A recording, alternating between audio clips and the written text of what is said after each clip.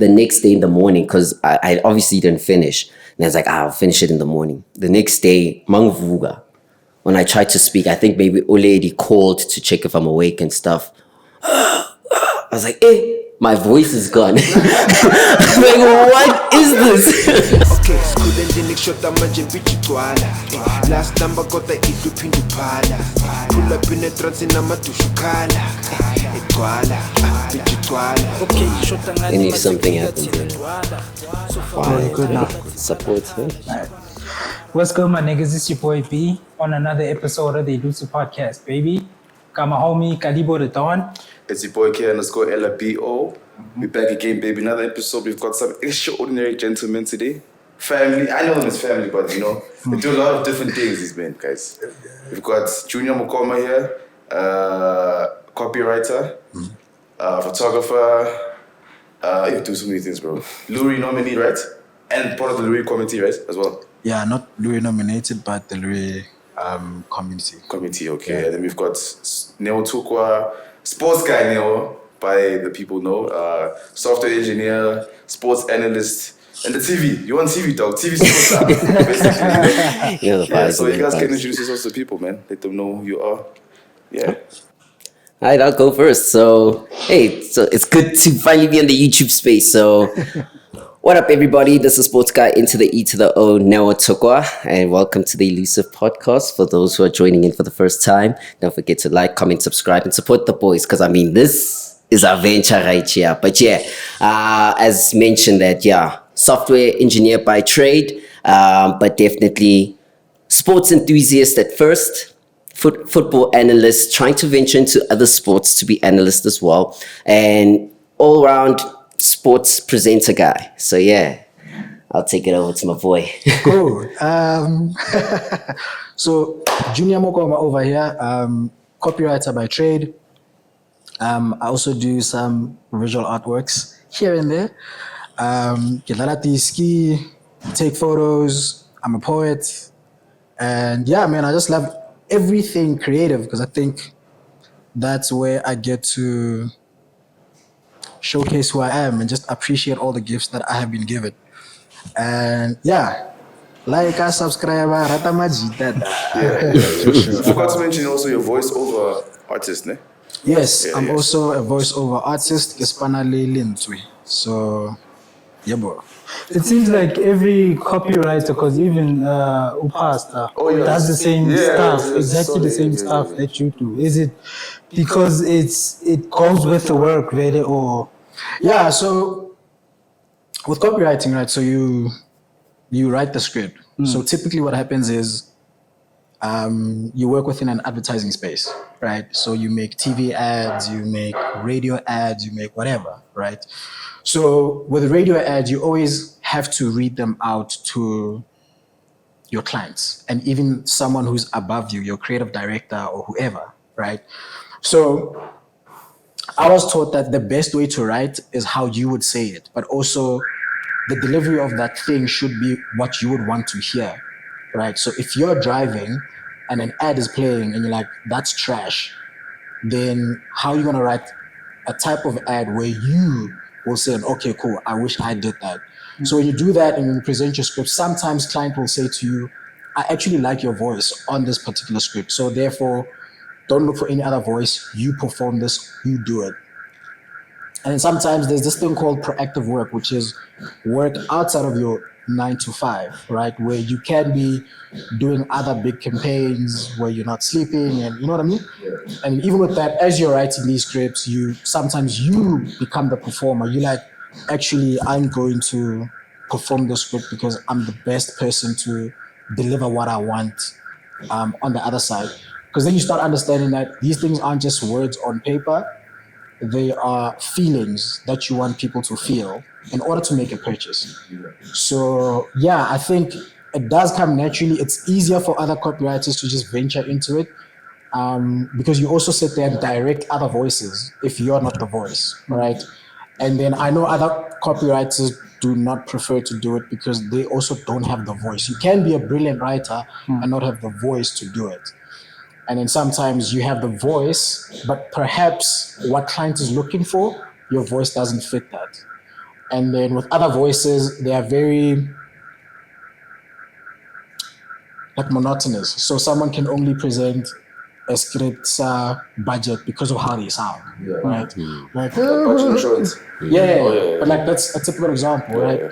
Or someone only has a corporate sounding voice, so therefore they can only do ads that sound like what a typical ad is to a normal person, which is like, get Rick and Morty, you know what I mean? And then it's like, oh, yeah. But then there's like people who have a range, right?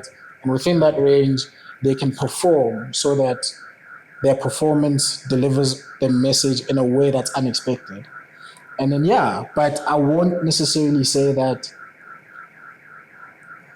most of them get into it, but it's easier to get into it if you are also a copywriter. Yeah. So, yeah. But like, it's versatility. It's more about versatility, right? Yeah. So you have to be versatile in that having the knowledge of what the thing is teaches you how to place yourself in different scenarios. So let's say if I have Nando's as a client, right? Already Nando's, I see Nando's as a human being. So Nando's sounds a particular way, right? Yeah. And then if I have Investec as a client, Investec is also a human being who sounds a certain way, all right? So if these two people had to be in front of me, Nando's would wear sneakers and a shirt, and that's it, right? Yeah. But Investec would wear a suit, a tie, would be more presentable, and the English that they speak is also not going to be the same, right? Nando's can be like, right? As a human being, right? Whereas Investec will be like, good morning, sir, right? And already just by understanding that, you know that it's different tones and the delivery is different. So all these two entities want to do one thing, which is sell. So how do you sell in a way that fits Nando's and in a way that fits Investec? And that's where the art is. So some people can write to deliver the fact that you can sell the product. But in terms of the performance and the delivery, that's a completely different story. And some people aren't versatile enough to be able to present those types of scripts or performances or scenarios that come with comedy for Nando's and banking lingo for Investec. So yeah. Oh, that's interesting, bro. I had no idea. Actually. Yo, that's different, bro. Hey, bro. And then Nemo, man, tell us about let's start with the sports actually. Yeah. When did the sports bug bite you? Basically, you know?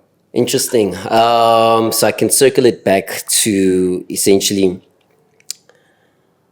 after school, going into varsity. So I was the kind of guy that was always participating in extramurals and all those kind of things.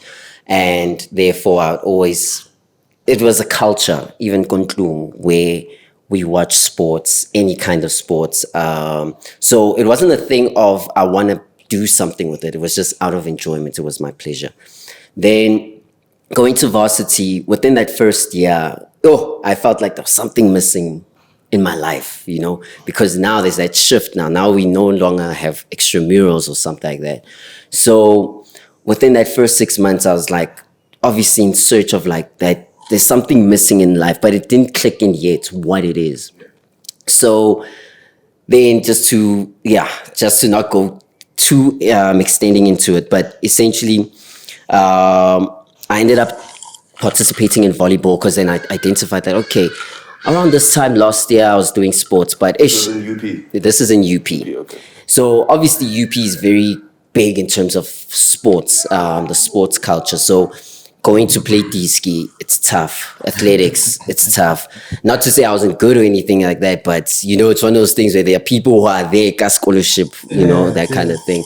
So then I was like, okay, what's something that I haven't really ventured into that's a sport that I can do, and there's not that much pressure, and like there's a lot of people engaged in it where your chances of participating is less. So I then identified volleyball. Funny enough, volleyball, you need to be very tall. So that's when I learned like, hey, Pino 173 he considered short in that round, but nonetheless started playing there. So at least I had that sense of fulfillment. But then I still felt like, no, man, there's more I can do with this. Like, when I'm watching sports, I speak sports. But I feel like I'm not doing much with it. So fast forward to the next year. Within my studying of computer science, there was a module whereby we had to come as a group, and you basically present a conference paper, right? So yeah, you write the whole conference paper out, and then you would then present it. So funny enough, like, it wasn't like chosen right there and there that I'll present. We just all wrote it together.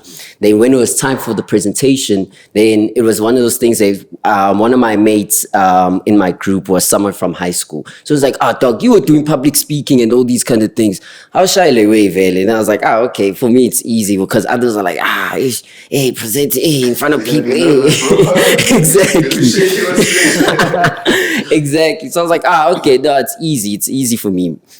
So what's funny about the story is that the day before we were writing a paper, so I didn't have much time to like now write from because our conference paper is like 10 pages, whatever we were writing.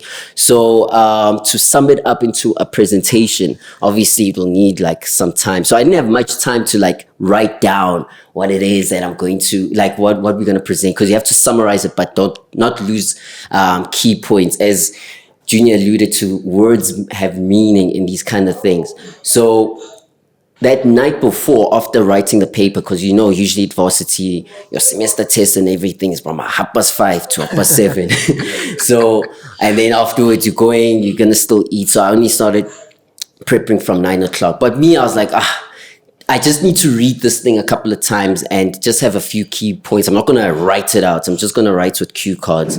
And then that's that.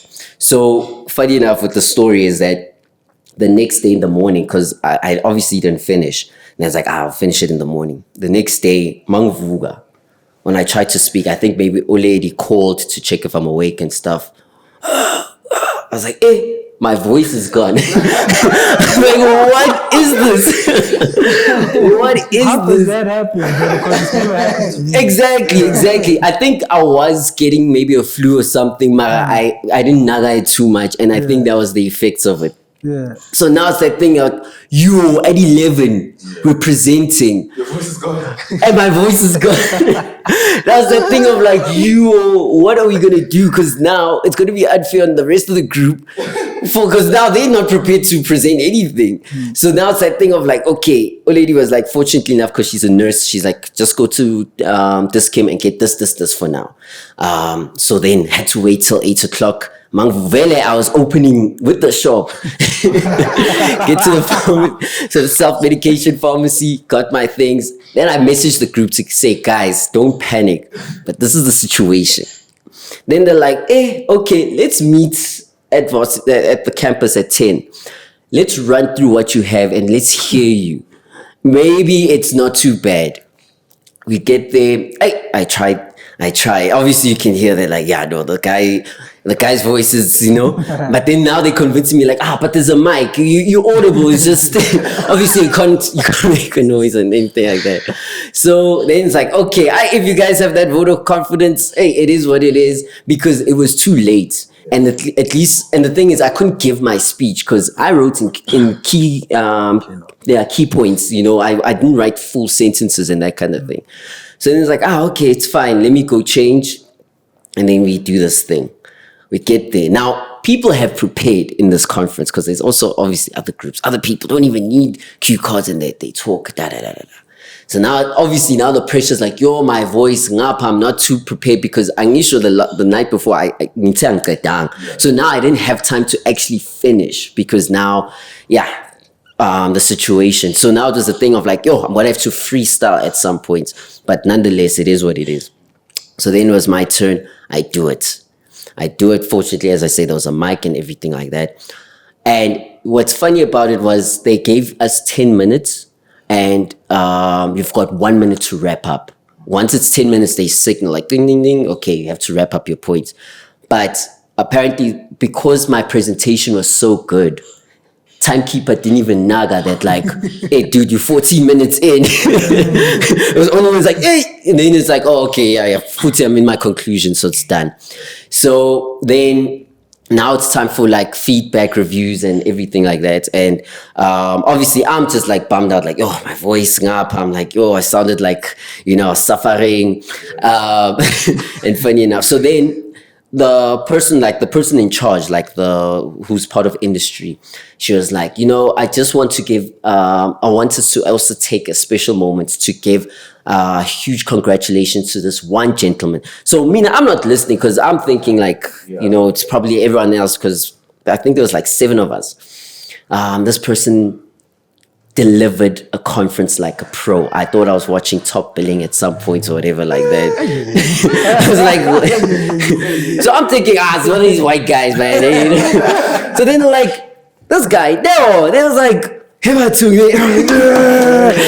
kind of thing. Then thereafter, everyone's coming to me like, oh, how you did so well, blah, blah, blah. Have you done this before? Do you have experience in TV and that kind of thing? I was like, hey, man, I just did my thing.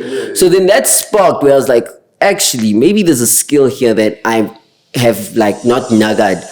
And now there's this thing in me that feels like, oh, maybe I should nourish it more. Maybe I should think. So then I started making calls in terms of people who I knew who had after and stuff like, in this TV thing, how do you guys do it? Like what's required, Now I started watching Bomayo TV because you're still young then, you're 19 and that kind of thing. Like, okay, maybe I could do this, I can be animated. Funny enough, yeah. So that's the thing. They're like, very animated. So that's that kind of thing. But then I was like, ish, you know what, nah? With at least at that time, I was still very versed in a lot of things. I was heavy into essay stuff, especially with music. At the time, the hip hop game was like coming up. So I was like one of those guys where, when you're telling your people, the Thursday before that, hey dog, make sure you have your data. There's this link on data file host that I'm gonna send to you, AKAs dropping, that kind of thing. So I was very versed in the field. But I was like, this isn't something that I want to do long term. But every time when someone would ask me about sports, hey, Chiefs, I find out. And I was like, yo, this. And then I'm like, actually, here's something that I can run with. So, and also the thing with YoTV, the problem was age. The problem was age, because now 19, they see like, okay, you might be a bit too old for this. But the problem is with sports at that time, a person who's 19 is still too young, because you've got your Robert Mahawas, your Pumlani and them who are like way above their 30s. So it was a weird time where it's like, we don't know how to fit you in because you're good at it, but you're also very animated for it. But you're too old for this aspect, but here's the thing. But actually, just let's see how that goes. And that's the thing, because obviously our industry is very, like industries evolve with time in anything. So it was one of those things where I guess I put myself at that right time, because there was starting to be a shift in that, where people didn't want to sit and listen to, a middle-aged man all the time. Sometimes youngins wanted to hear what a youngin's perspective is about a Mfukeng or something like that. And that's why I started believing and have that passion and that kind of thing. And basically, that's where I started running it. So that's how the bug came, bro. Yeah, bro. And then you approached Supersport. So, yes and no. So it's a thing where, so there was a thing that was run by this agency called OnQ Interface, where basically they help put you into spaces, but also help, polish you into being, in the industry, because obviously now you're not coming from a after or something like that. So when I was doing it, they also saw, I know this guy, he's the perfect fit for the journey that Supersports is about to go for. So then they gave me someone, and then they allowed me to go to their studios just to check it out. And therefore I was like, this is something, whatever it is, as much as I'm busy with my software and trying to make that come into fruition, but here as well, I'm ready for what it is that come. So then there was a show that was starting, called fan base. So fan base, it was a very new thing because they saw it from fan zone, which was in the Premier League. But fan zone is people calling in through Skype and that kind of thing. That's when McG called in. Yeah, Yeah, you saw that. Exactly. So now because they have studios, because they had also recently built because of the 2018 World Cup in Russia. So they had built these new studios where in the morning, the Good Morning FIFA and that kind of stuff, where they had people coming in. So obviously that space still needed to be used somehow. So then the concept of fan base came up where, it's easy. Just get people's views on stuff, week in and week out. So someone was like, actually, because you're like presenting with an auto cue is one thing, but sports presenting as well is also a different demon of its own, because one, there's no auto cue. Two, you have to know your stuff in real time, and you also need to be able to just maneuver in terms of anything that happens. You have to be very robust in your approach. So they're like, you need to see that and start learning from that. And the best way to do it is seeing it, but also maybe being part of it so you get used to the cameras and stuff. So that's then when it started. So funny enough, so I missed the first episode, and then it was the international break around now in September. So Bafana was playing, and then they're like, yeah, come through for this episode. So it was the episode right after the game. So obviously people who are there is just any ordinary fans and that kind of thing. But it wasn't like it wasn't known yet. So usually it was just people calling their aunts or whatever, just be part of the studio audience and stuff. So what's funny with that episode that I came was, so obviously they don't, the presenters and them don't know me, Bolwazi and them, but so they're just asking questions to, like, they identify a person, like, hey, you, what do you think about da. So how I made my mark on Supersport was, there was a lady in front of me who they asked about Dean Furman. She doesn't know Dean Furman. So so her thing was, she was saying, look, please don't ask me too many questions. I'm just happy to be here. And it was such a fire question. Right? So now it was that thing of like, oh my word, I can't believe that they're letting that question go. And now she was up, like, they were gonna move on because they prepared for this kind of thing. And I was like, let me put my hand up, and there wasn't a thing where, like, you can put your hand up to thing, but I'm like, let me put my hand up. Then they asked me a question, and then I was like, yeah, I answered it. And I was like, but also to that point of Dean Furman, So after the show, one of not the producer, but the producer's fiance, who's now husband, approached me. He's like, oh, what you did there was great. Please come through next time as well. The show's open for you to come through and always put your analysis and stuff. And I was like, cool, sharp. Next week I came, put my hand up. Now it's about Wits or something. I was like, yeah, about Wits. So now they thought like I'm a Bidvest fan. So then I was like, no, I'm a Kaizer Chiefs, because at the time I'm not rocking like regalia of like a team you support, because I'm like, here we're trying to venture into the thing, and you don't want to slap a team on you as your brand, because then it's very difficult where they're like, okay, maybe we want to give you this gig, but now you might not be like very neutral in your approach because of that. So, but now with fan base, they were trying to make it a fan thing. So now it's like, you okay, since you say you're a Kaizer Chiefs fan, just show something that you're a Kaizer Chiefs fan. So then that's when I came through again. The third time, that's when the producer now came, and she's like, her name's Nono Tele, shout out to Nono. But she's like, you're excellent in this game. Have you done journalism? I was like, I'm just a normal software engineer, but yeah, I'm interested in the space. And that's where that relationship then of Supersport then came about.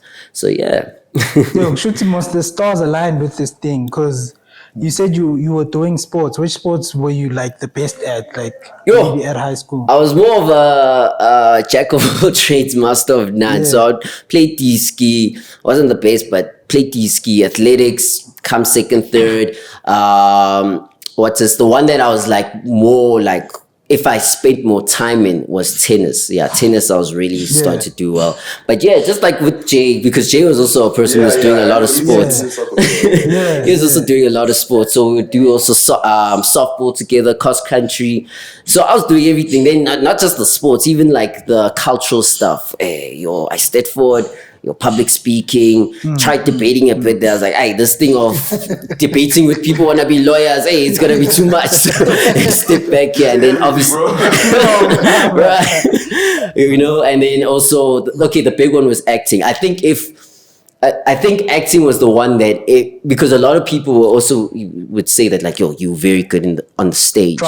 Drama. Yeah. Like there was even that play that we did where it's a school play where, funny enough with that story, we were playing tennis. There was auditions for the school. I was playing tennis. I completely forgot about it. And me, I just wanted to feature just so I could get like, points. So when I saw someone, I was like, hey, my man, it's they're wrapping up there with the auditions. Then I was like, yo, I had to throw my racket down. I was like, hey, man, as long as I come in, even if it's me just sweeping the stage, at least again. So the guy who was... who was the judge of this, Mr. Brown. Yeah. I was like, okay, here's a script, take it. You mustn't forget, I'm flustered. I've been in the sun playing tennis the whole thing. So I'm just trying to do this to get this done. So I know I didn't put much effort into it. I was like, oh, okay, that's simple. Then the following week, now they put this list of people and the roles that they got.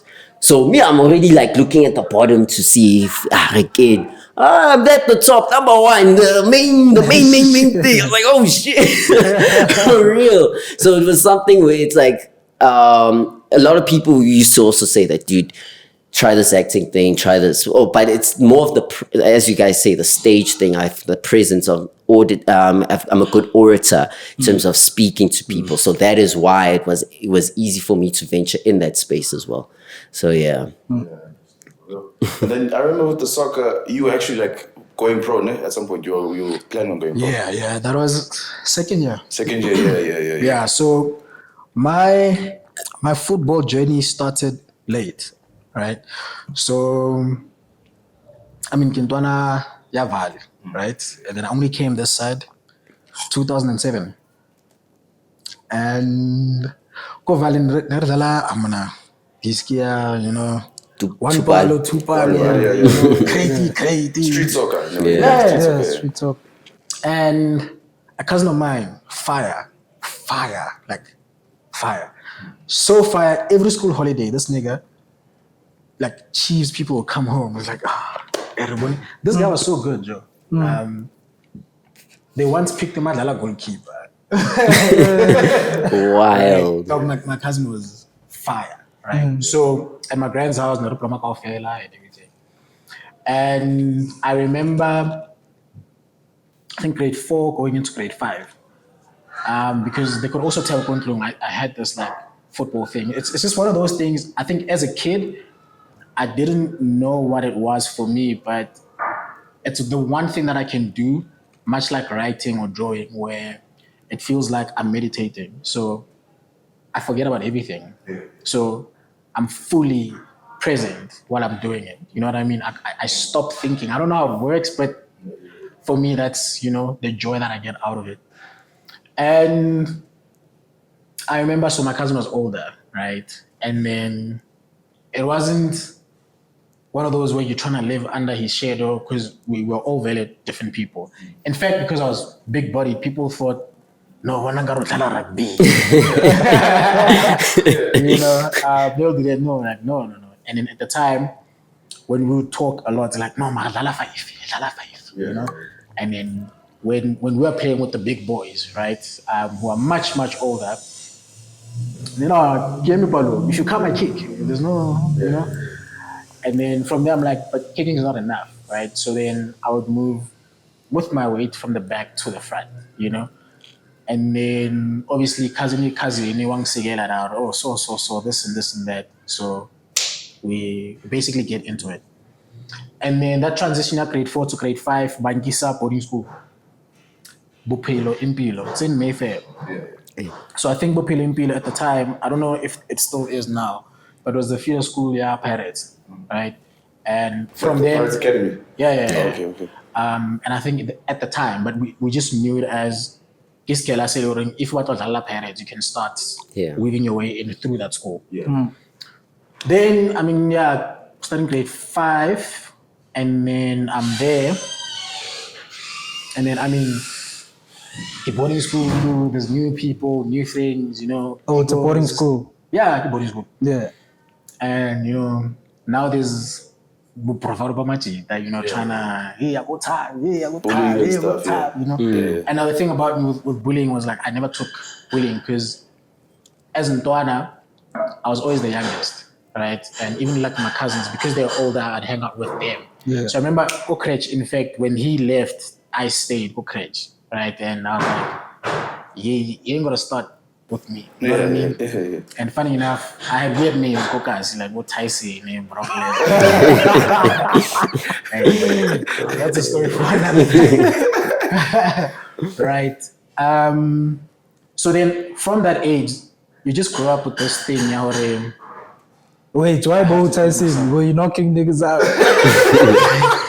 There's a score. Hey, it was crazy. I just didn't take nonsense as a kid because I knew that all the kids liked to take advantage. Yeah, right? yeah. And Especially you're not from this side. You like maybe Bonga Kono praying is to do because you're from. no, I'm still involved. in the valley. Oh, yeah, okay. But again, because my cousin is older, I'm the younger one. Yeah, right? There's yeah, always this thing. I'm at the and I'm like, you know what I mean? That's sort of like. I'm jello.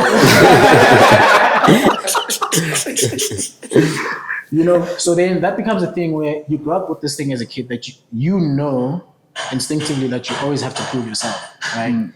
In whichever spaces that you walk into, you have to prove yourself.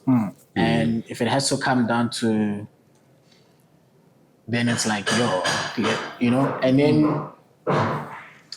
you get those names, Tyson from Catch, straight up Catch. Yo, man. Oh, come on, damn. That's funny, bro. You should hear my family narrate that story. It's always embarrassing when they do it. And then someone because also playing WWE was fun. Yeah. I think someone saw me get to remote and again Oh, wow. and that's how the Brock Lesnar name. It's crazy, dog. It's crazy. So then, with all of that, then you take this energy with you, right? So when I started boarding school, I had that energy. So if like a nigga in grade 6, I'm in grade 5, my man, or grade 7, then they want to start something. It's like, wrong person, you know what I mean? Then I quickly started realizing that every other day I'm like trying to, bro, don't, you know? And then I remember, I think I stayed for the first term or whatever. But it was one of those where I was going home every weekend, and whenever we had to go back, I dreaded going back to school. And then I was like, you know what, even if this soccer thing doesn't materialize, I'm not going back there. I remember the last day, I was supposed to go back, right? And I was supposed to be home at around 4. So it's Sunday, we need to go back to school. I went to play. And I knew I was going to get a hiding, right, for not going. I'm like, but I'm not going there. So I came back home at around 7. We can't go now, you know. Your mom was only pissed there?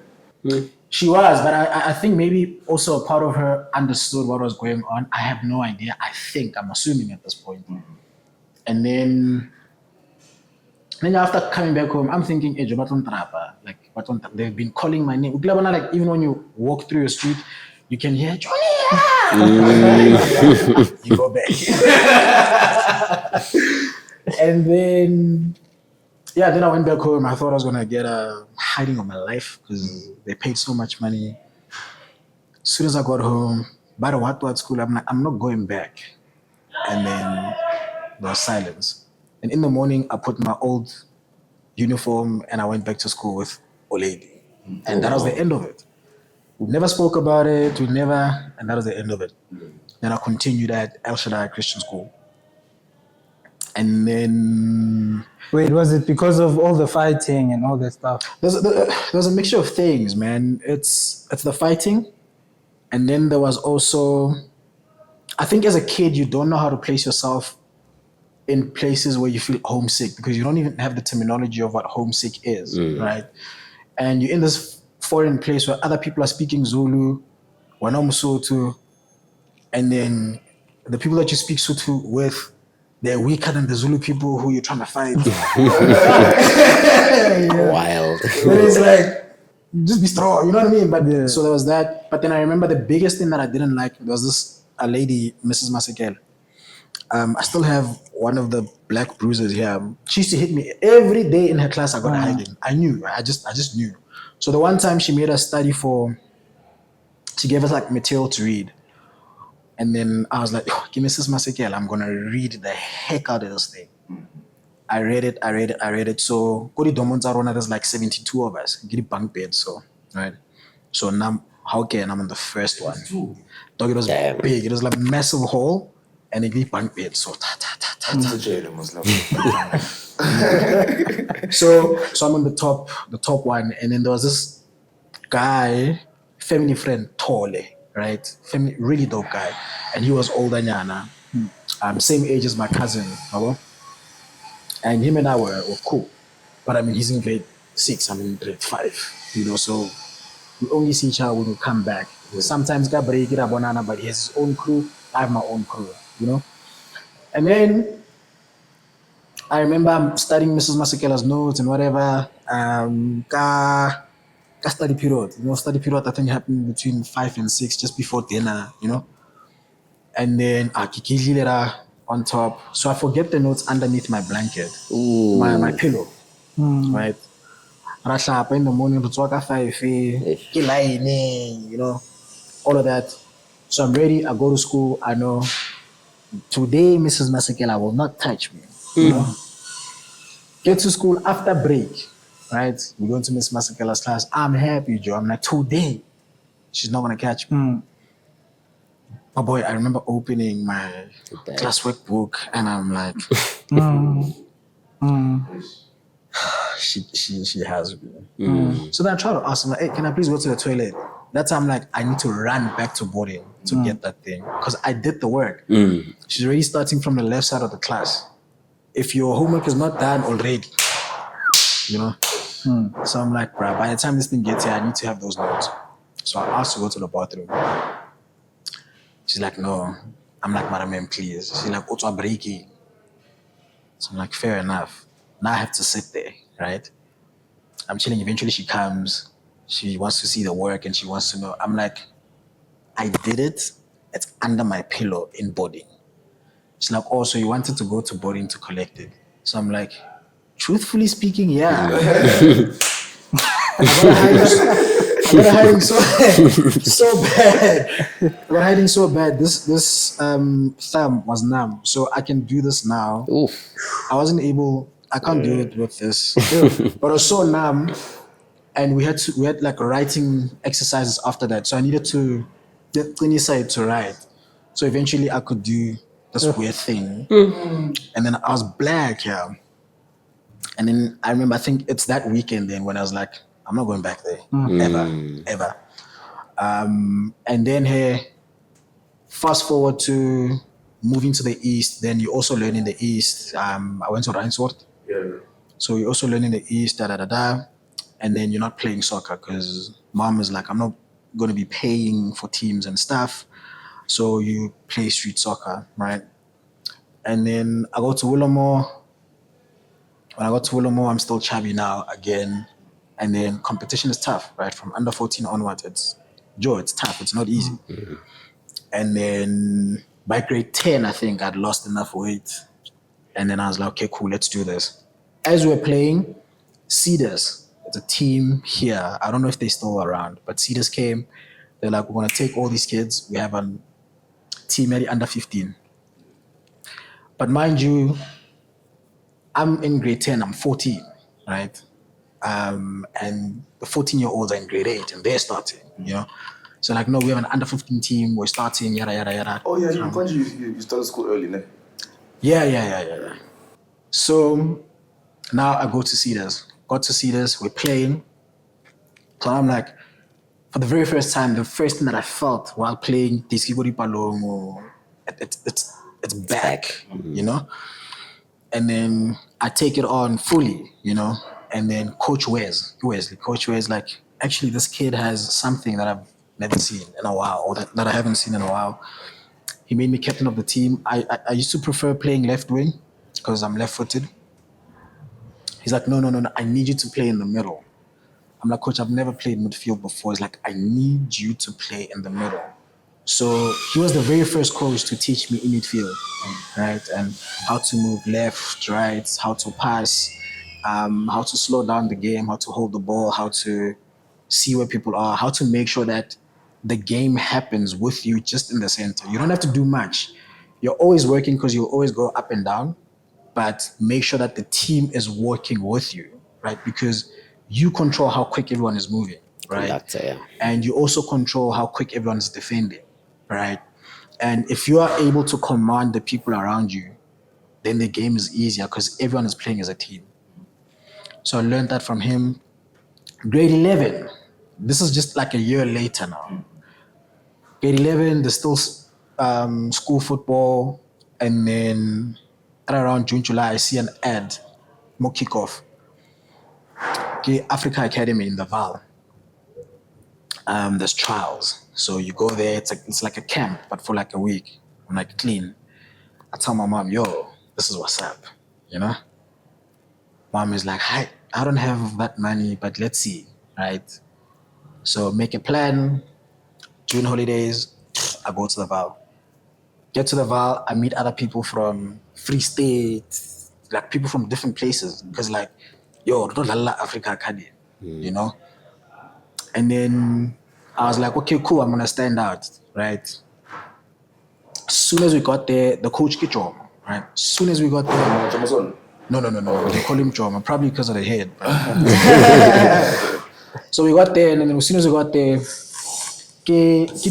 like the road is with the van, dog. Like you know, you know. So you're like, this is what I miss, you know. As soon as I got in, first session, they gave me the name Charlie. Charlie? Oh, wow. And you look like him, actually. So first practice session, you know, they're like, hey, Charlie, because it was more about strength. So push each other, fight for the ball, all these things. So I was like, hey, there's bigger guys here. I'm like, you know what? I don't care. I'm going. So I did that. And as soon as I finished that week with them, they gave me forms to come play for Africa Academy. I'm like, yo, I have colors from we don't know what's going on. Now, throw all of that away for Matric, but Matric I go Val. I left Val to be the side. Now you're going back. Why would I go back? And then same time, an uncle of mine hears that I'm playing that side. He's coaching Go VUT. And then he's like, yo, my boy, I heard these things about you. So. I haven't seen you, but it sounds like you are quality, right? Make sure you sort your school things out. I can sort out the scholarship for you. So you're done. Just finish matric. My scholarship's also ready to come and play for VUT. I'm in grade 11, right? So I'm like, I don't want to go to the VAR. Right? I don't. And then from there, coming back, went to trials at Northerns. I'm 15. I'm playing with the under 17s. But first, I'd gone to All Bands, right? And All Bands was a time when under 17 Super League still went to Scotland, which was like a really good time because then you played with like nice homies, right? Like people were nice, dog. And I remember what I liked about All Bands even at the time. It was the competition was insane, like insane. Though you have people who playing Kobo Chiefs, Kobo Vets, but Dlala Super League as well, you know. And then you're like, yes, this is it, you know. So Kafitla Kadlala, I think it was Coach Kenneth, if I'm not mistaken, took a liking to me. I was like, yo, you can make it to the Super League team. I was playing left wing. Nekidlala le Sky Kulan and Anadlala Vets, you know. And then it was like, yeah, you can do this. And then it was clearance things from CDAS. Yeah, CDAS clearance. I'm like, and then like, dog, we'll hold the Super League position for you until you get the things. But in the meantime, you're gonna play for Prem, right? I was like, okay. And then eventually they're like, dog, if you don't have your papers sorted by next week, you can't play. That time, Go Northerns, they have 1 more week to finish their trials. I went to Northerns, I made it first try. And then that's how I played for Northerns that time. And then matric, I stopped D-ski fully, like for studying, right? So stop D-ski, stop club, stop everything. So I only played D-ski go scale. So I did that. Even that was just to Tamisa Nago, right? But I was still fit, And then I was like, you know what? Next year, when I go to varsity, I'm gonna go to vets or UJ, whatever. But I'm gonna go full force For soccer. for soccer. I was gonna go full force. And then obviously, then you've applied for varsity and all these things. And then I remember my very first rejection letter from varsity came from UJ, I think. Then that's when reality hits, because it's like you've been focused so much on sport, you neglected your academic life. So then it's like, that's the first rejection letter. You're like, Margito can have it. Go vet, go find arts.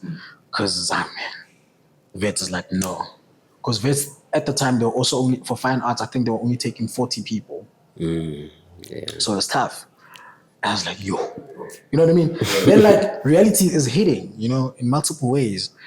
And then I think I even considered taking a gap year, right? And then my sister, God bless her, so I'm Gadi for Vega, right? And then I did my thing, went there, applied, got in. But then as soon as I got in there, I was like, okay, cool, you know what? I'm gonna go to Pretoria.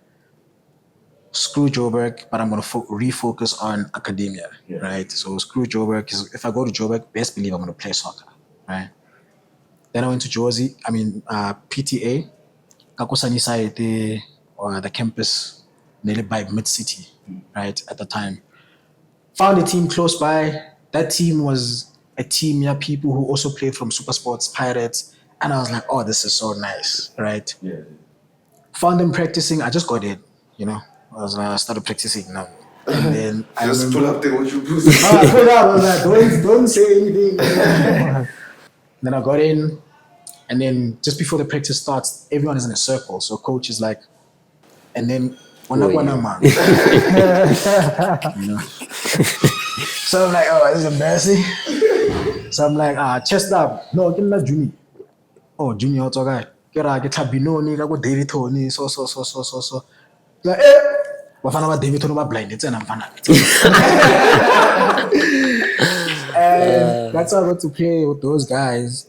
And after the practice session, Akiwala control, they stole my BlackBerry, so I never went back. And I'm like, is this soccer thing still gonna happen? But now I'm very focused on school as well. So if anything hinders school, I leave it. So then second year, I go live Komams. I ploma Komams say Mamelodi. I find a team not that far from D4, right? Go Mamelodi Stadium. Find a team there. Always pass takes at a particular time. You see niggas, and you see like the practice sessions, they're nice, dog. Like Mutu pass a ball, but the way I pass and you're like Carpet style.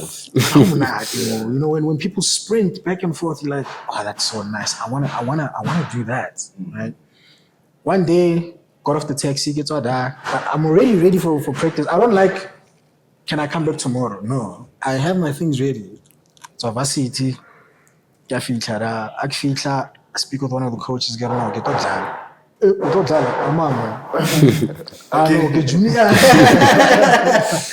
No, junior, so. Get anaka motropong, and the okay, ne sharp. Only to find out that team get Dondol, which is in the Mutsepe Foundation. Yes, so it's in the ABC. Yeah, so they have two teams, the Mamelodi one and the, That's the league before PSL, ne? No. No. Under. Number 3. Yeah, let's I think- call it like League 2 of SA. Yes. So Prem, NFT. which is now Motsepe Foundation, and then Yes. there's ABC. Yeah. So I'm like, so I don't even pay attention to where they are because I'm like, you're accessible and I can access you. First practice session, I was leaving. I didn't say hi. Well, I said hi's, right? But then now I'm like, maybe I didn't, impress anyone. So I just take my stuff. He did me. Everyone is singing, like disky songs, and it's so nice, dog. And then I feel I'm changing, take my stuff. On my way out, this coach runs, right? Who was coaching the Mamelodi section team. He's like, eh, fana, kwana man, no ko bono dlala kopa o tla ka Saturday. Right? I'm like, oh no, sharp. Yeah, I'm not gonna happen if. And then then that's how I got to practice and play Le Dondol. Right? There was this guy called George, fire guy, dog. Le Maria, Fire Oaks, and got an opportunity to play with them. And then school happened again. I'm like, I have to stop. Even though it was nice, I had to stop. After stopping, same year, I was like, I need to find maybe a place Monka Jimang after 6 or after 7.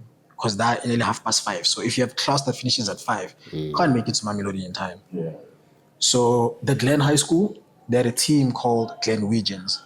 Oh, yeah. So a friend of mine lived not too far from where they are. So they started at 7, they finished at 9. So then I just go to them. After classes, I'm like, at least after 6, I can walk there and then do my thing there. Got there, this guy, Coach Ian, really dope. And then I fit out 10 regions. I don't know what league they were playing for, but Nakongwe, they have games with Botax, and it was really nice as well. So Libonada, I got to play for their first team and second team, right? Like interchanging. And I think I'm only 17, 18 at the time, right? And then towards then my third year, Coach Ian is like, okay, my man, I'm finna get next year, Honolulu trial in Cape Town. The under-19s are going there. You're playing for second team and firsts. I need you to be with the under-19s when they go because you're still. And I'm like, okay, sure.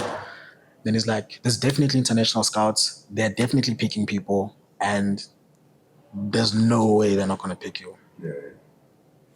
I was like, cool, bet. So now it's 2016. I'm starting my final year. Yeah. Varsity. I'm starting my final year, and then I'm about to go. But then I had a really deep conversation with my mom and my sister, right? About, yo, bro, if I do this, I can pay for my fees. I can, do stuff. Then the conversation that we had was very realistic, right? Like, okay, cool. You're complaining that you're doing school, you're not sleeping, everything else is happening around you. You have your own clients already. So I was freelancing during varsity. You have your own clients that you need to service, right? You have school that demands 100% of your attention and time. Because now also, I'm passing really well, right? And then you have DISC, and DISC is going to demand 100% of your time as well, especially if you want to go pro, right? So with all of this, you can't do 100% on each and every one of them. You're going to have to pick which ones fall off. So then I was like, nah, bro, I have to get this degree. There's no way. And then that's when I subconsciously said, I am stopping soccer for school, and I don't feel bad about it. And that's where the journey ended. That's where the journey ended. And every other time, for the pro thing, that's where it ended. And every other time, it's just been playing literally for fun and fitness, and the feeling that it gives me. It just gives me a sense of fulfillment that other things don't really give me. And that's it. Interesting, bro. Yo, but your mom's really dope because you chose to go to that school from like a child, like the boarding The school. boarding school of Pirates. Or was it her who wanted to? So she knew about it because she worked with the lady Memporojo. Memporojo used to have a girls' school team that used to play for the Sidibeng region. So I think she knew about it via that. Yeah. And then together they're like, no, but Junior's also really, interested and good in this thing. And instead of him coming to watch these girl games, he can go to a school that does that. And just grow in that area. And I didn't know about it up until they told me about it. I'm like, you don't lang? It's like, okay, sure. I'm a Kaiser Chiefs fan, but if I can play, let's go. You could have been what's Mufokeng? Yeah, really. Because with some of us, I'm sure now both from this, but your parents didn't want to. I actually almost played for Chelsea. Fair. Because when we were staying in Angola at the time, the principal of the school we were at, because it was an international school, he saw me playing, like Junior said, playing, and he's like, this kid's actually good. Then he approached my parents and he said that I can actually get him in Chelsea, like the academy at that time. But they was like, nah, bro. Oh, imagine, that's so bad. Yo, Chelsea Academy at that time was the best. It was 2006, 7, around that time. But then my dad was like, no, bro. Same with me, bro. Like, really? It wasn't Chelsea though. It was just School of Excellence. But I'm a scout to hey, we want this kid. And then Ode didn't know. You know, that's why I'm saying your mom's really dope, because she was letting you live your dreams type shit. You know? Nah, she was dope and supportive. Don't get me wrong. I got a lot of no's. Things like when I don't have soccer boots. Right? It's like, no. It's like, but you have to eat. You have to have this canteen to go to school. What soccer boots are you talking about? And then you become the kid where you're borrowing soccer boots, you know. And if you notice, the kids with no soccer boots are the best. True. Are the best, bro. True. He's the most fire one. In fact, the very first set of boots that I got them from Coach Wesley, the one who said, "Oh wow, I need to play midfielder." That's late, eh? Yeah, that's very late. No, because here and there, like I'd never gotten like, yo, these are yours. No, it was always Coxignana. But the very first set of Cox, Wesley Nadlanakatona, I'm in freaking grade 10. I'm 14 years old. Yeah, man, those things were long, Joe. But they did the job.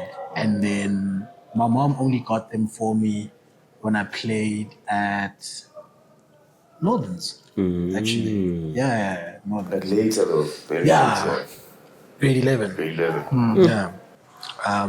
And another crazy story, speaking of like Chelsea, I remember when I was in the Netherlands for studying, right? There was this university team at like the Tilburg University.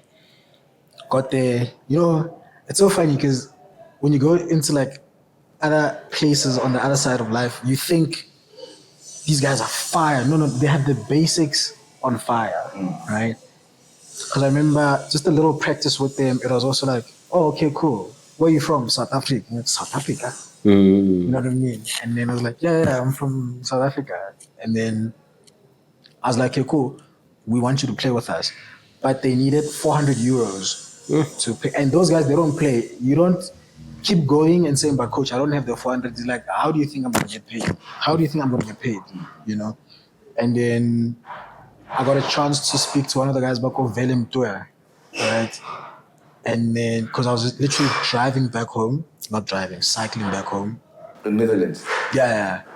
So I was cycling back home, and the coach, Upizo coach, had us. So I'm like asking questions. Hey, the nice practice. When do these guys practice? So.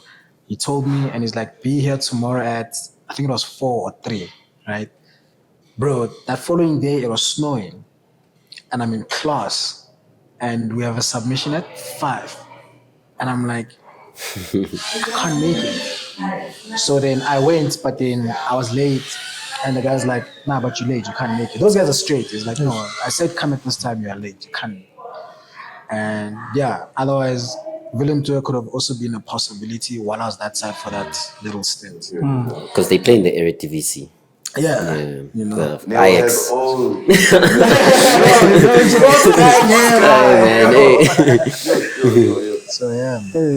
now, man, tell me about your journey as well, the software engineering. Because I know you were very academic, very growing up.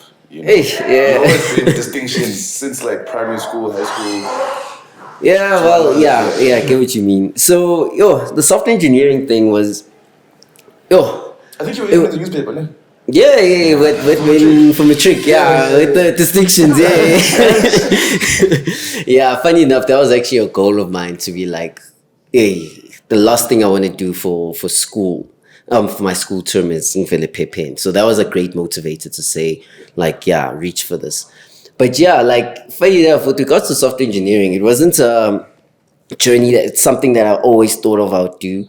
It's just fortunately enough, I was also always immersed in like tech and stuff. But at first I wanted to be an astronaut. I was always that guy who was very ambitious and always out there trying to reach out for things. I think even with the sports thing, to be frank, I think that it looked so difficult getting to that. I think that's also what was another motivator to be like, in life you can see you can get there just with the audition or whatever, but hey, that one is hard. So circling back now with with the software engineering. So I wanted to be a astronaut. Then I think by grade 10 or something, realizing like the complexities of trying to get hired by NASA or something I was like, okay, let's be more realistic. So then I wanted to then be a pilot. But what killed the pilot dream was I wanted to also be in varsity. And when now you're looking at all these prospectus and I really wanted, I was like, my step in my academic journey is I want to get a degree. I want to get an honors, that kind of thing. So when you're looking through these things, it's like, there's no, pilot degree or something. It's only flight school. The closest would have been aeronautical engineering, but I was never like, I want to design or whatever. Me, I want to be in the air, only because I always had that passion of, I don't want to just also be here. I want to travel the world. Yeah. So when I was applying, I applied for, like, I kept my options very open. There was a point where I applied geological science, BSc General. I did put aeronautical just as like, if there's anything. Funny enough, if you didn't know, if you put engineering as a third choice, they automatically reject you. Doesn't matter even if you've got the marks. They premise is you don't take this as priority. So why must we prioritize you in this class? So even if you've got all the distinctions, this isn't your passion. So that's why they automatically reject. So with UP, and funny enough, I always wanted to go to Wits. It was going to Pretoria for the open day that opened my mind to be like, Maramopitori, it's nice the way, because it was winter when we went, but like it was hot. You see nice things, that kind of thing. So I was like, I'm not to worry. I was like, you'll know everyone who's there, because it's the East, so probably the East, most people aim to go there. And then mom just said like, nah, you're not going to UJ. So then I ended up applying for UCT and Stellenbosch. And then what convinced me was my family were like, hey, but if you lose your keys in Cape Town, we're not going to be able to save you same day. And I was like, yeah, that's true. But enough, you guys ended up going there, but I was like, So it was between UP and Wits, and basically when it came down to it, with the options that I put out there, that's when now, once I got accepted in everything, and now you need an answer. Now it's like, okay, which one makes sense in terms of longevity? So then that's when I researched. And then I saw that, people usually study computer science there's a huge gap in the market, especially in South Africa, because at the time there was like a huge demand for people in tech and software engineering. That's why even government was now trying to push it like, okay, let's start teaching data and all that kind of stuff, data science and all that in schools, so at least people can get into this thing. So that's why I was like, okay, to be safe. So at first it was like a safety thing where like, to be safe, let's run with this. Let's go into this. And I was also like, at least it's not like I don't know tech and that kind of thing. So pretty much that's how it started. But I'm glad that I went into it, because then I saw how I was not like, I was still very like narrow-minded in terms of the field. So when I got there and saw like, oh, they do this, that's why I was like, okay, now I want to be hands-on in this, and that's what kept me going forward with it. Yeah.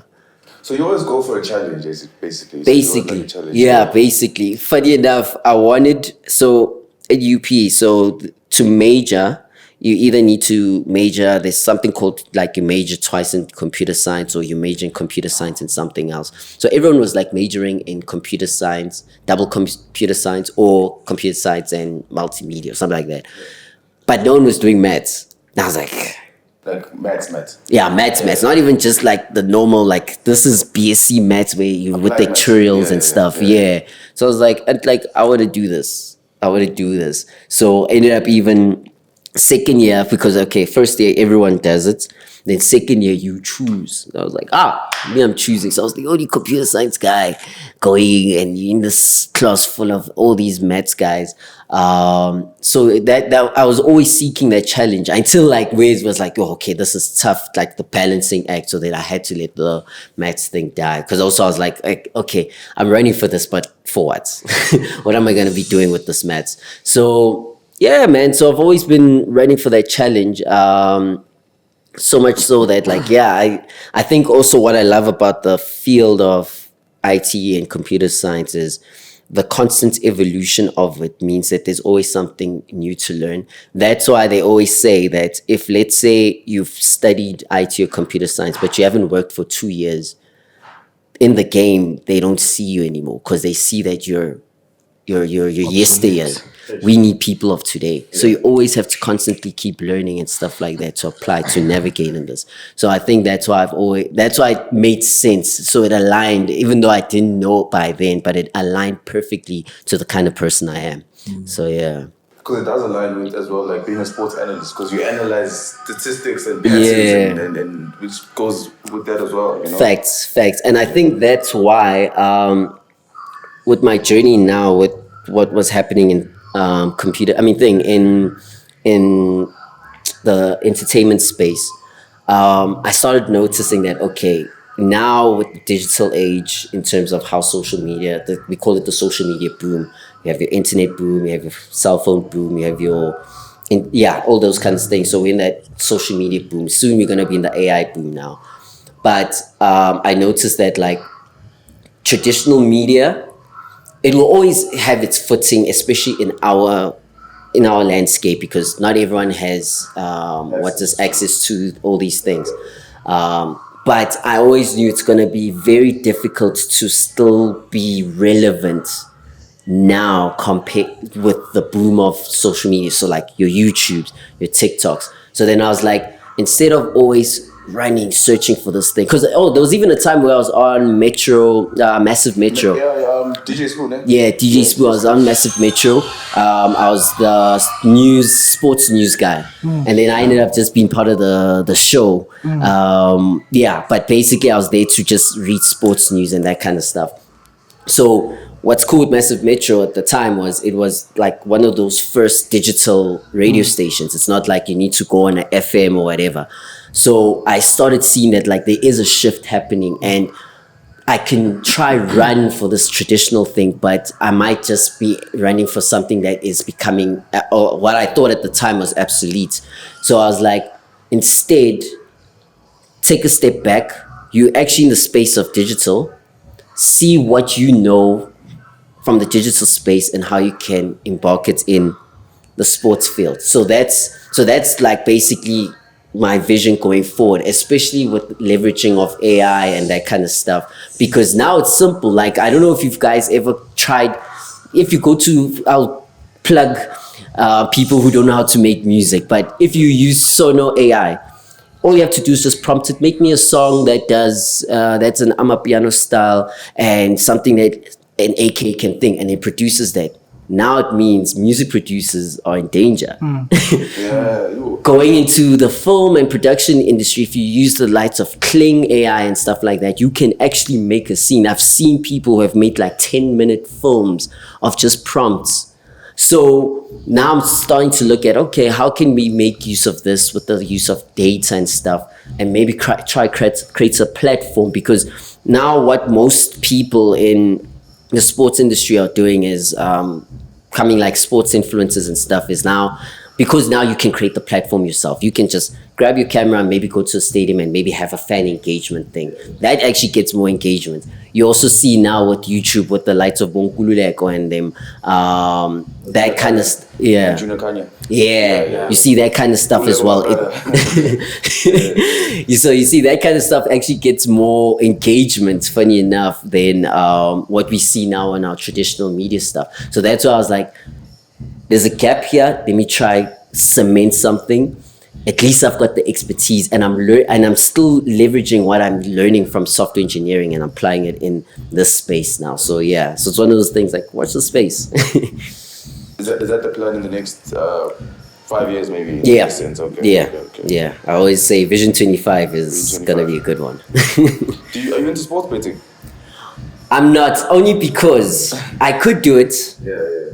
But I don't like putting emotion. I think I'm also emotional in terms of when I watch something, when I believe in something. So the thing with sports betting is now you're putting your money in it. And you don't want to now be like, you were wrong here, and now you lose, and now you feel emotionally drained from that. So that's why I step away from that. I used to kill it with regards to fantasy football, where you pick your plays and that kind of thing. But then I started seeing that, like, I'm watching Leicester versus Sunderland or something, and I would believe that like a Leicester, with the way they play much better than like a Southampton.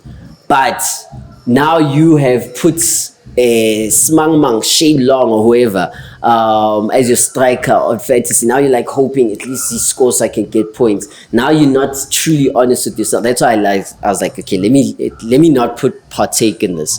But yeah. So There's that's also match fixing involved as well. You know that? it's big. Yeah. You know, it is. I'm envelope money. Yeah, it's match fixing. So even last night, with this Mike Tyson and Jake Paul fight. Yeah. No, don't tell me. Oh, I haven't watched it. Don't tell me. Because Netflix disappointed this morning. Yeah. I haven't watched it. People lost a lot of money from that, bro. But let me not talk about it. Yeah. Guys, I still need to watch it, so please. Yeah. But what is software engineering? So it's basically creating softwares like apps or what? Like, So yeah, it's an umbrella term because there's a lot that goes into it. There's your front end engineering, where it's like your websites and stuff. Your back end as well. Your AI, your data science. That's all part of software engineering in its nutshell. So yeah, pretty much you can say that that like it's you create apps, especially like in many platforms. So not just websites. It's your desktop apps and your mobile applications. yeah. So when you studied it valid like as software engineering, or like you studied maybe back-end development? Or... So software engineering is a year module on your final year, because it's a principle. There's lots of nuances that come into it, from your requirements engineering and that kind of stuff. But computer science in its entirety, you're studying like basically the science behind everything. So your algorithms, how do you make something process faster? How do you make all that kind of thing? Because that's the innovation behind it. So yeah, software engineering is a subset of computer science in its own. IT is okay. What's the difference between computer science and IT? Is IT looks more at the business sense. So as a client, you only see the okay, I want to get 20 click-throughs on this button every day. That's the business. You need to translate that into something that a software engineer can program to make it a reality. Whereas a computer science guy is just trying to make it's the innovation of it. So you're trying to make it better, try to make it faster, that kind of thing. So yeah. Oh. And then, where do you guys see yourself in the next 5 years? from now? From now, each of you. What do you? Where do you see yourself in the next 5 years from now? You recently went to an interview, man. I just have to remember. Okay, yeah, you can go. I mean, it's tough to say. Hopefully, as a creative group head in my line of work, hopefully as a creative group head, and if not, as a master of the things that I'm doing, right? Because I think there's a lot of value in diversifying your skill, right? So right now, I think I've established the things that I've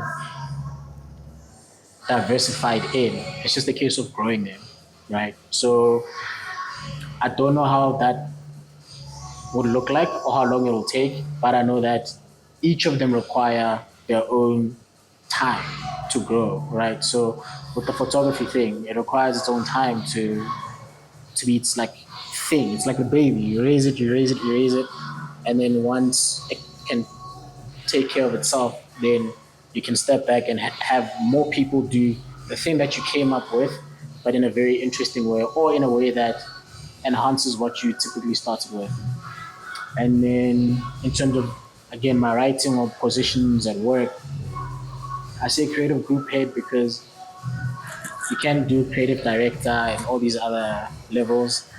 Right now, I think I used to be interested in that, not anymore, right? And not anymore because I've seen the pressure that it comes with. And I'm a huge fan of like work-life balance, even though sometimes my work-life balance isn't so balanced. But I think there's merit in the integration of that, throughout what you do. Because I've realized that with me, I like jumping into the things that pour back into me, right? So while I'm shooting, I'm actually thinking about, snap, this is a story, and this is how I can write the story, this is how I can tell the story, right? When I'm watching stuff, I'm like, snap, if I shot this thing like this is what it could mean, and this is what, you know what I mean? So I want to see myself being able to put all of those into practice and generating enough money from them that I can sustain myself and my family. So yeah. That's fine. We'll hold you accountable in 5 years. That's fine. Yo, what I like about Jay's answers, or his vision, it's kind of also enhanced something that I've always wanted to do. So I've always believed in the venture of, or my motto was always aspire to inspire before you expire. And I feel like maybe I've done enough to inspire, but now my passion is always helping people. And within this next 5 years, it's now actually becoming more hands-on in that. So if that means creating a Nazi World agency or something like that, that could be something like that, because I always love to see my people win.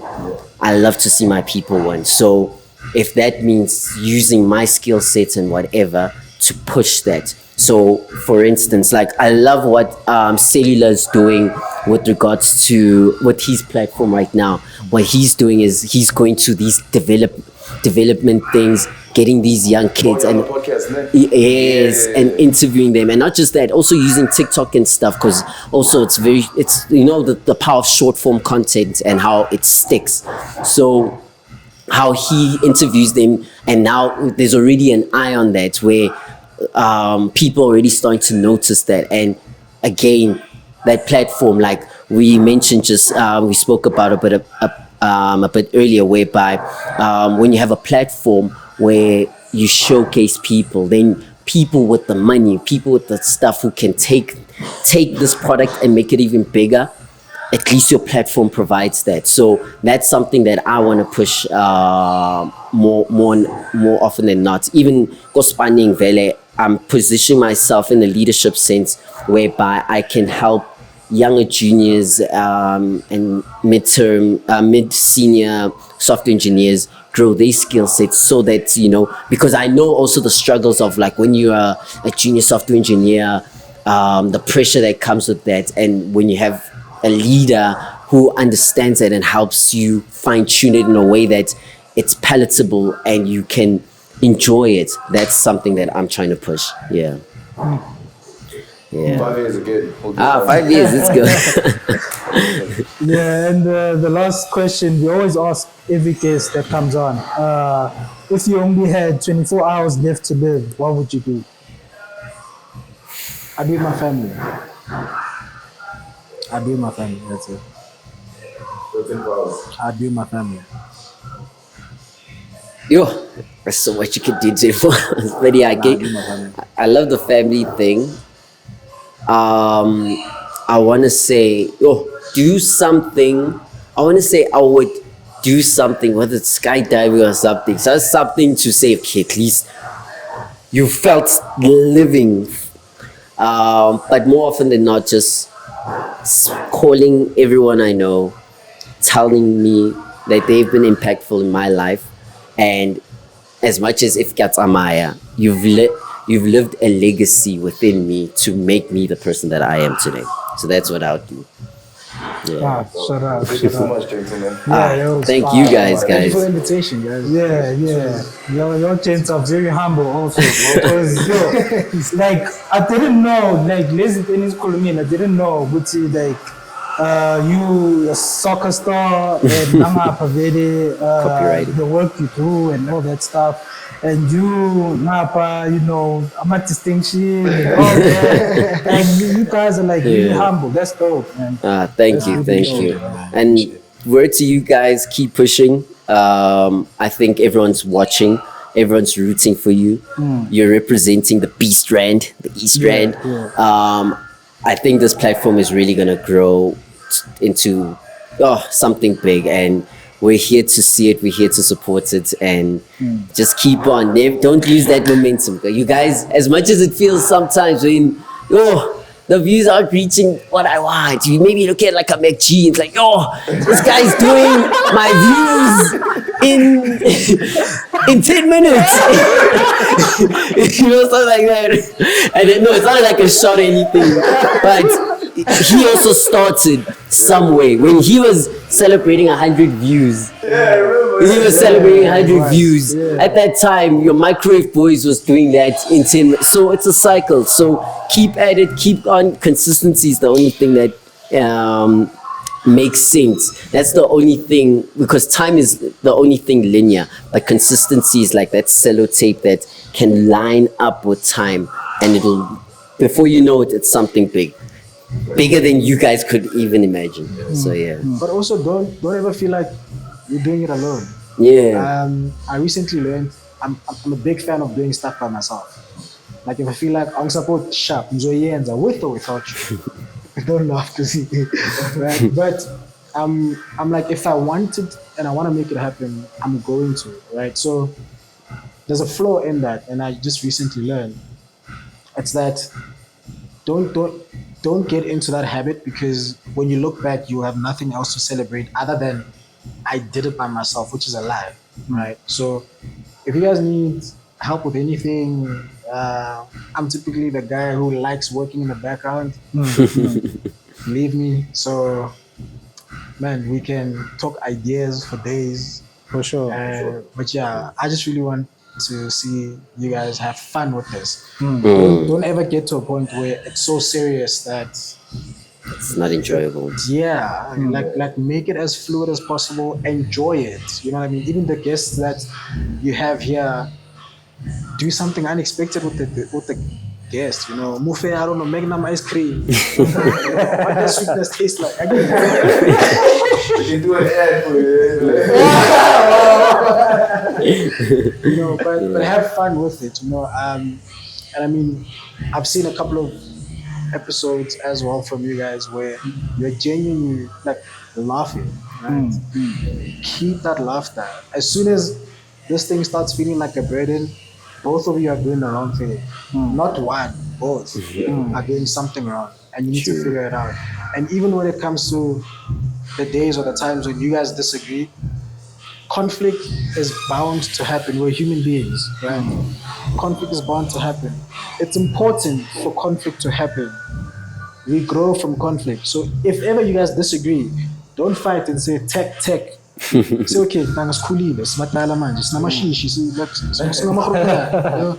But talk about what the differences are, and don't be afraid to say, Echo, you're always late, or Echo, you never edit on time.